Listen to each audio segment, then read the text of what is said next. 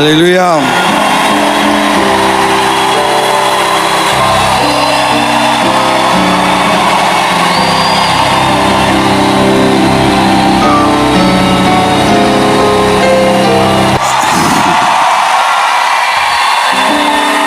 Amen. Ne coupez pas le live, hein? Nous voulons que ça passe en live. Ne coupez pas le live. Alors, vous remarquez la présence de quelqu'un à côté de moi.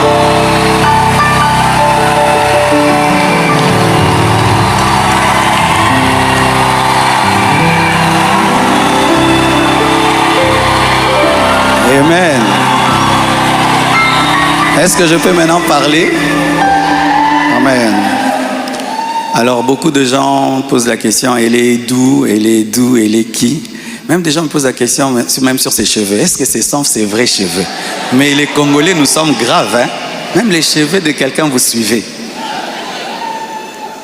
Elle est malienne, elle a aussi des origines libanaises, donc c'est un mélange comme moi aussi. Le Seigneur m'avait parlé d'une période d'1 an. Il ne l'a pas dit qu'à moi, mais à d'autres, y compris certains d'entre vous. Plusieurs ont même reçu des détails précis la concernant, ce qui confirmait ma direction. C'est pourquoi le mariage a été célébré le mercredi 23 juillet en Belgique. J'aurais aimé qu'il ait lieu à Kinshasa, mais cela aurait été trop coûteux et compliqué à organiser. Je comprends que certains aient été surpris ou même blessés par cette démarche qu'ils trouvent très rapide. Mais sachez que pour vous, c'est une année. Mais moi, j'ai senti que j'ai fait 3 ans, tellement que c'était terrible, mais je ne pouvais pas, sur cette chair, vous relater ma vie. Si cela vous a offensé, je vous présente mes excuses les plus sincères. Mais sachez ceci, le Seigneur s'est servi d'Esther pour que mes enfants, après avoir perdu leur mère, ne perdent pas leur père.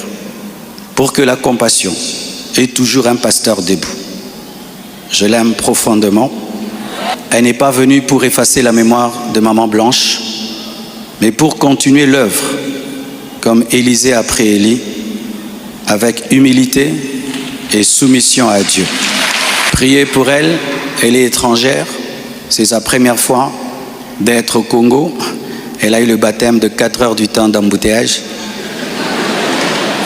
Et aujourd'hui, Dieu a fait grâce, il fait froid. Je lui ai dit, tu sens le froid quand même?